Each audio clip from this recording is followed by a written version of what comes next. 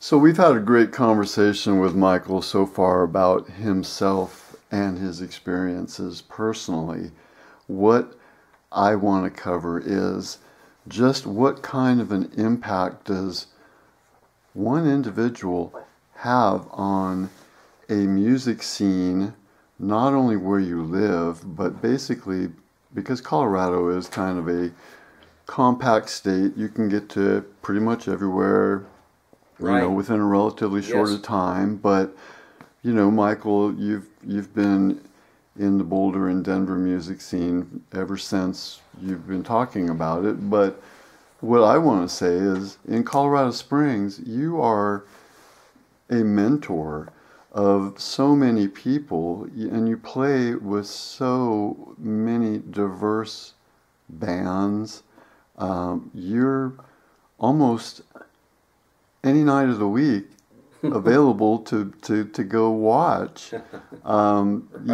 From, like I was talking about, there's a jam every Tuesday night Right. that you're Right. in there with a lot of friends Yeah. and a lot of people that wish they could have a chance to stand next to Michael Reese and play a little bit.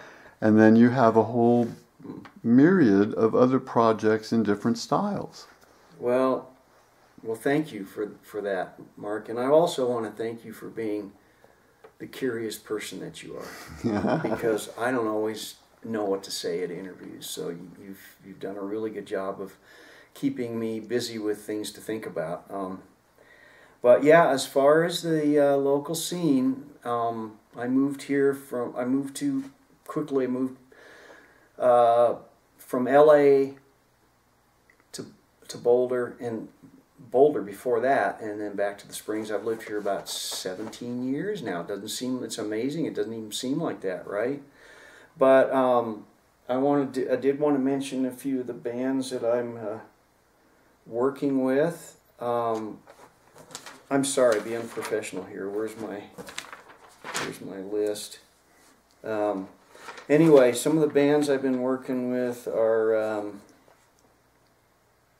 freelance works. That's what it would be. And just quickly, I'm going to just mention some of the bands I work around here locally with. Tribe is the band I work with the most of the time. It's a great band. We feature music of New Orleans during the Mardi Gras season, and then we branch off to all different styles when we play locally when it's not the Mardi Gras season. Family Elephant, which are friends of mine who have great original songs. I love playing with them. Every time I play with them, it's like this chance to kind of create on an open palette, and those guys really give me a lot of freedom live as to what I can do. A Denver guy, Tony Rosario, who's been a friend of mine for many years, incredible, I want to say, kind of country Americana writer, and he's done a lot over the years. I don't have his credits in front of me, but Tony he probably works more than anybody I know in the state. I mean, he does 8 gigs a week sometimes. See, I wasn't even aware of that. Yeah. And he's a very funny guy, very good entertainer. And then I've just been working with Cass Clayton on and off for the last 2 years. She's an up-and-coming, awesome soul, blues, funk, rock. It's hard to kind of categorize what she's doing because she's pretty versatile as to what she can do. She plays great slide guitar. Yeah, she does. And she's got this awesome, rich voice and very fun to work with. And then Rick Roberts, who's, he's also more of a Boulder person. But I've known Rick not well until about 3 years ago. He was always somebody that I would see in Boulder, but didn't really get to know him. And then we put this band together and worked for 2 years together. And really sweet guy, incredible writer. Every time I see him, he's going, "Hey, I got a new song. You want to hear it?" I mean, I swear, every time I see him, and he spits out these lyrics, and I'm going, amazing. how do you do that, you know? A new band, Unlock the Band, is a band with the artist name is John Eric. I've helped him with his recording and arrangements, and we're just starting to play out a little bit. And that's more like a good vocal harmony band, and we'll be playing at a place called the Good Karma Cafe here and there. In fact, we're playing there tomorrow night. And August 10th and 24th, because we've been working with Kip and Ray about possibly live streaming an evening with you guys. Right. And I did shoot a little more than a set a couple weekends ago, and I'll show you the videos. Okay, and hopefully, I'd like to see that. Yeah, well, we might put one in here in the middle of this interview. Why too. not? Yeah. I know. And then another person who I don't get to work with very often, but I played a party for her the other day, Erica Brown, super talented blues artist, and one of the best entertainers I've ever worked with. I mean, you just at ease when you're with her, because you know she's got the floor, and you know I can basically just follow her lead and play guitar, and we all get to kind of do what we like doing. I love Erica. I always call her Ms. Brown, because she is an icon in Colorado. Really is. I mean, yeah, and she's been so kind and pleasant and fun to work with. And then local, you know, the local scene.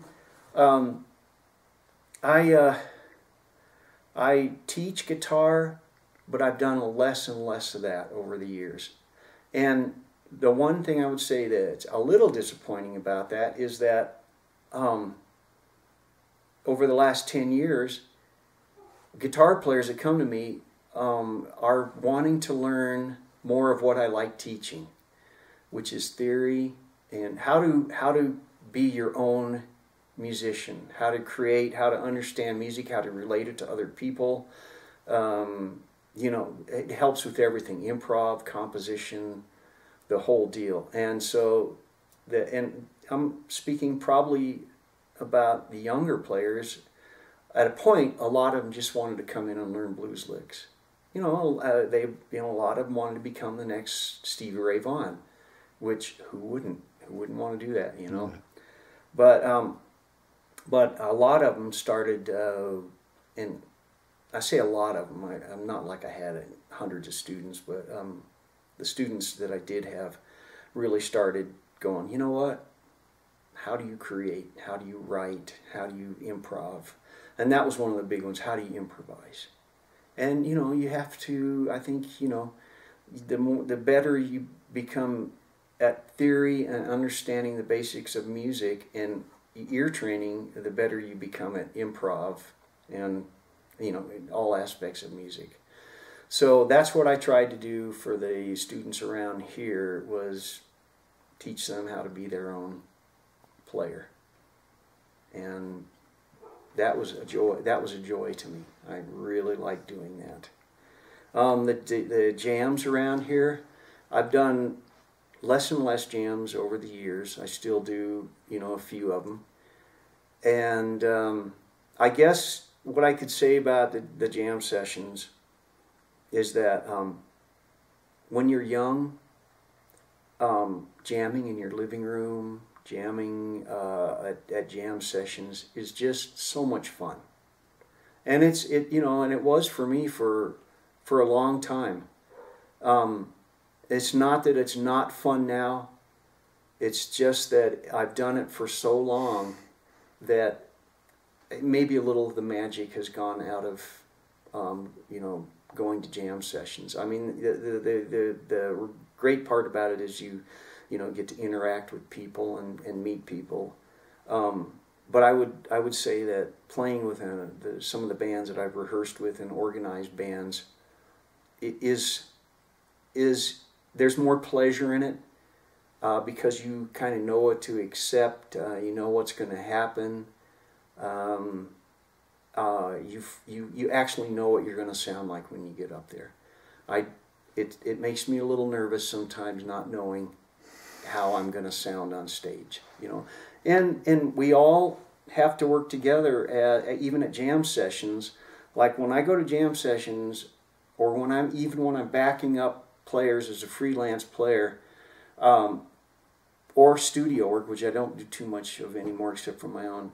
The main goal is to make the whole band sound as good as you can with what you have to offer, or to make that individual artist sound great. A lot of times I'd go in, and if it was an acoustic guitar player with the vocals, what I would do is go in and try and enhance what she was doing on the acoustic guitar. Not, you know, if they wanted me to solo and show off, fine. But my main deal was, challenge was to get the sound that what they wanted it to sound like. And I found out if you did that, you'd get more work. Right? Absolutely. And it actually became, I kind of did this transference from wanting to do hot solos or just melodic solos into how can you create a piece of music which speaks more to the general public, and that is not always a hot guitar solo. You know, and that's the perfect example. When you say that, it comes to me one of my all-time favorites, two of them. One's passed, one's still with us, but he's not as prolific anymore. Kim Simmons of Savoy Brown. Oh yeah, has his own unique style right. that I have not heard anybody emulate his style. No. But he took an opportunity to tour with the late great Johnny Winters as his rhythm guitar player for the last couple of years of his life. How cool is that? How cool is that? I mean, humbling. Yeah. And you know, the love between those gentlemen must have been, you know, who knows what, you know, because Johnny's not around, and I haven't spoken to Kim in a couple of years, but thanks to Ricky D. Hall is how I got connected with him. Oh, but I love that band. Street Corner Talkin' was one of my favorite records. Yeah. And I also, not to change the subject, but I also want to say that there are some guitar players who I don't get to see very often around here. You know, Austin Johnson's a great young player. Yeah. Jeremy Vasquez, great young player. Yeah. Just, you know, they each have very much styles of their own, which I like. I like to see that, you know. And there are some other guitar players around here. I am just kind of going off the cuff right now, but I thought of those two guys because Jeremy was playing right down the road from me the other night. I didn't get to see him. We went up the road to the chicken coop to see them. Yeah. with Bryant Jones, your compadre. There's another master. Yes. Bryant Jones is when I have theory questions that I can't figure out, I go to Bryant Jones. And he's just such a he's like an Einstein of music, you know. And when you hear him play his solo stuff, you can hear that. It's just incredible. This improv flows out of the man. 10-minute improv piece that you just go. He transfers into all these different sections, almost like Debussy does with his arrangements, but it's on the cuff, off the cuff. It's like, wow. I dabble in that, and I love doing that at home in my living room. And that's how I come up with song ideas usually. But to watch Bryant Jones play is it's a true joy. It's a real treat. Yeah. Yeah. Now, I know that one of the last things that we wanted to talk about is you had some quotes that inspire you, and I want to challenge you with, I think, my favorite quote, first of all, and it is from John McLaughlin, where he says, "There is no wrong note." because he can, he's so adept and trained, obviously, that he can work around a perceived mistake. Yeah. And so, what are your favorite quotes? That's a good one. That's a really good, and that's like the ultimate improv statement. Oh man, right? yeah. I mean, it really is. I wrote some down here. Because my memory is not good enough to where I can really remember all these quotes. But here's a few. The only truth is music. I thought that was just really cool, and that's a Jack Kerouac quote. How about that? From a writer. Yeah. Not even a musician. Yeah.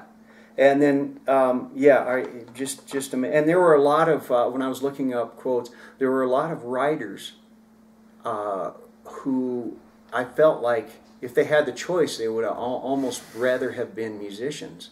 And a couple of them, there's even a quote about that, were saying that some writers would have rather have been musicians.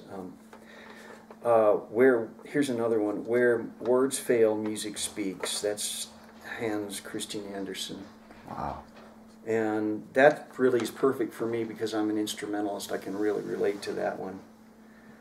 This one's a little long, but this is really a cool one.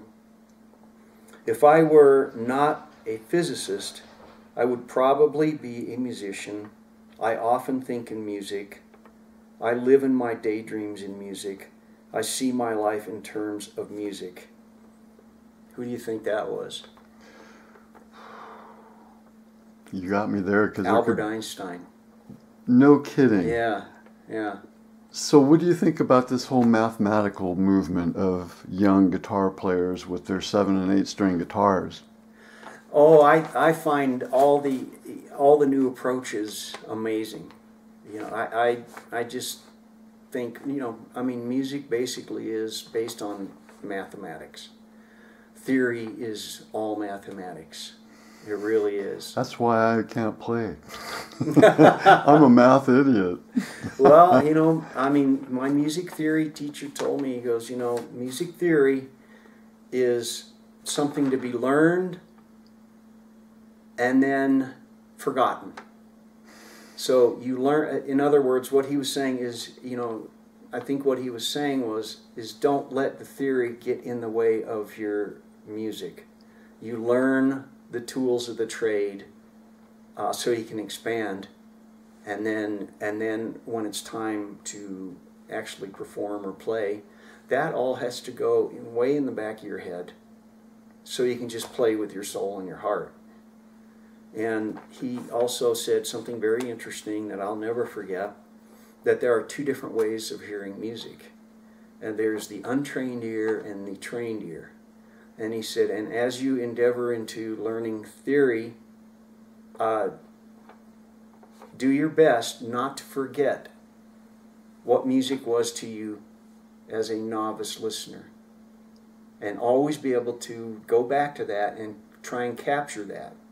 Because because once you become a trained musician, you're always a lot of time you're analyzing music. And then you're not really listening to the soul and the heart of it. You're analyzing it. You go, oh, that's okay. That's that's third and a fifth. Oh, the melody. This is the melody, and here's the counterpoint, and this is the bass line is doing this. There's always stuff going on in a musician's head when he's hearing music. So it's really good to keep that innocence. So just so you can, and it helps you maybe connect with everyday listeners, because those are the people you want to connect with. This is a cool one. Music produces a kind of pleasure which human nature cannot live without. And that's Confucius. Wow. Yeah, isn't that a neat one? And then here's one by someone who we all know, and he was a rebel. Music is everybody's business. It's only the publishers who think people own it. And that was John Lennon. And I thought that was a good one because it's basically true, but it really is. I mean, once an artist puts their music out there, it really is no longer yours. I mean, it belongs to the world after that. Well, once it gets stuck in your head, yeah, how do you extricate your favorite music? Right. So thank you for creating some beautiful music that's always in my head. Oh, you're welcome, Mark. I'm honored that it gets through. I mean, that's the basic goal, is to tell a story. And with instrumental music, you know, you want to, hopefully the person can create their own story or visions with your music. And instrumental music, to me, has got to have some visuality to it. You know, you have to hopefully get some visuals from instrumental music. To me, it's really important. So where can everybody connect with you and get your music, besides coming to see you and buying a CD directly from the artist when you're performing? Right. Because I know that I've seen you many times in Manitou when tourists come into certain places and they're just blown away by what they're hearing from you and immediately ask, you got music? You got CDs? Right. I want to buy them all. Right, and those are the questions we're hoping people will ask. Yeah. You know. Okay. You can go to Michael Reese YouTube, and there's a lot of stuff on there. There's a few little 60-minute lessons, and then there's a lot of a little living room or live performances that either students have captured for me or friends have recorded while I'm playing live. That's a lot of my solo stuff. And then you can go to Michael Reese CD Baby if you want to hear or purchase. There's, I think, 5 or 7 CDs up there that you can listen to the samples and purchase this whole CD, or you can download individual songs, you know, the whole routine. And then I'm on Spotify too. You can go Michael Reese Spotify. So yeah, that's pretty much, you know, how to find music if you want to hear it. If you want to come and see us play locally with bands, I usually will post something on my Facebook page if I'm playing. I know, hopefully more than a day before the show. Right. I know. Yeah, I know. I'm not too good about that. we laugh about it, but man, you know, everybody that comes to see you ends up becoming regulars at Rico's or Benny's or... It's great. We've got a group of friends. Yes. The community's pretty large, huh, Mark? Yes. I mean, that actually are music supporters that come to our shows, and then they all, at the shows, they all meet each other. So it gets to be this big community of not just music lovers, but friends. Yes. It's a large community of friends that come down. Sometimes I'll have dinner together.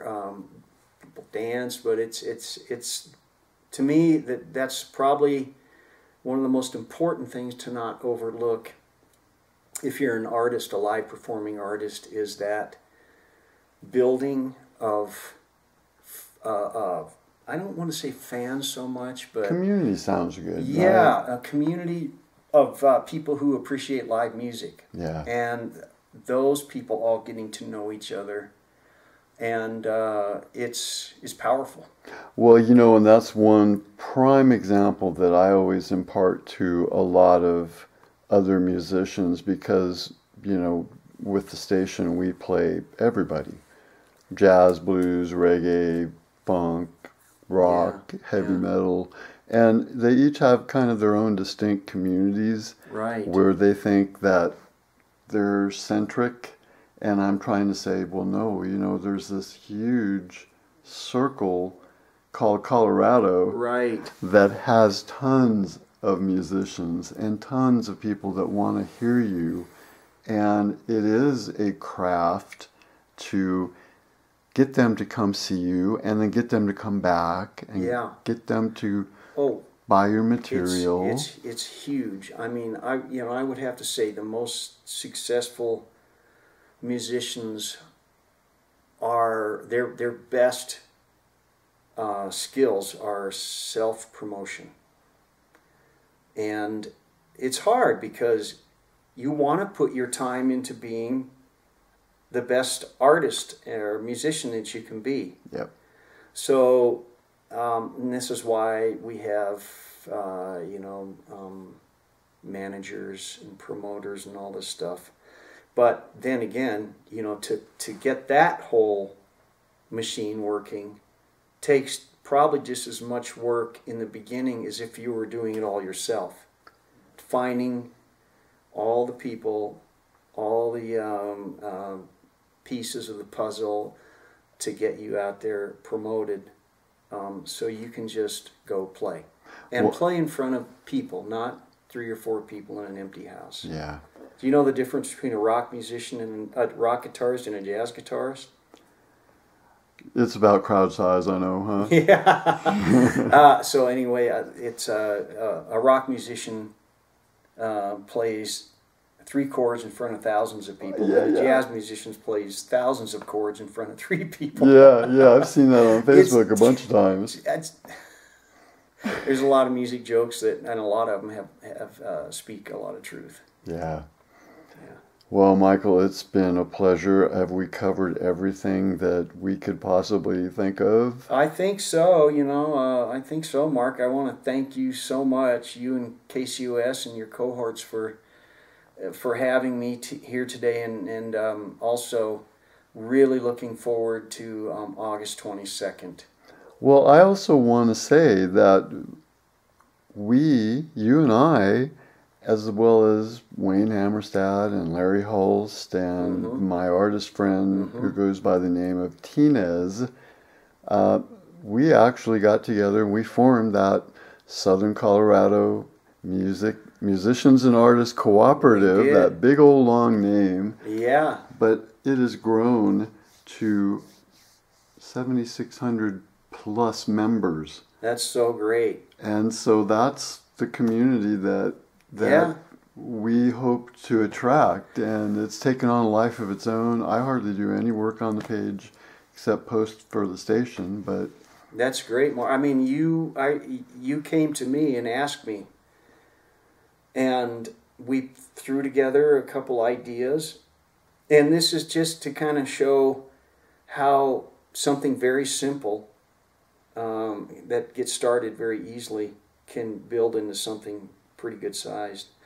But yeah, we sat down for an hour and talked about this, and then I really didn't have a whole lot to do with it after that. You really pursued it and built it up, and I thank you for that, because now you've got this.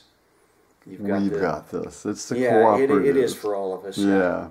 Yeah. And we had to change the name for the YouTube channel because it got to the point where things were catching on pretty well, and we wanted to make a bold statement, and it was no longer the Southern Colorado concern. It became the whole state with my photo and video work from all over, the people that graciously let me come and video and take pictures. And I see you at so many shows.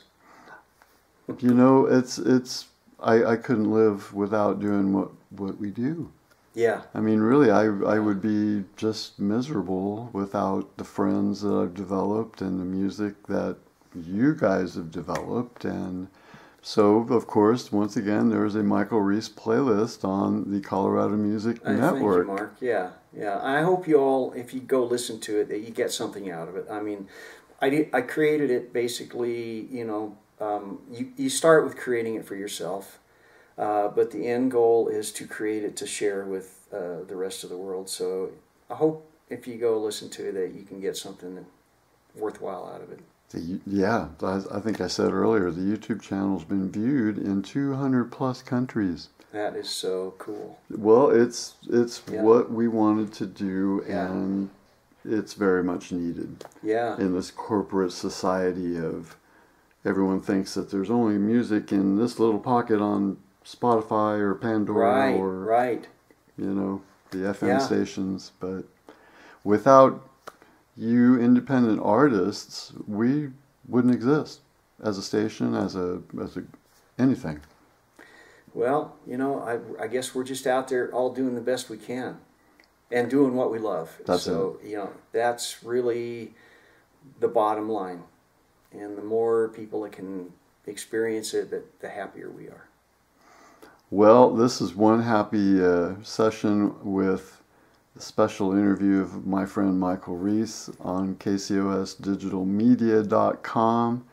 We'll figure out how to put together this conversation with some music, and you'll see it soon. Thanks, Thank Michael. you, Mark.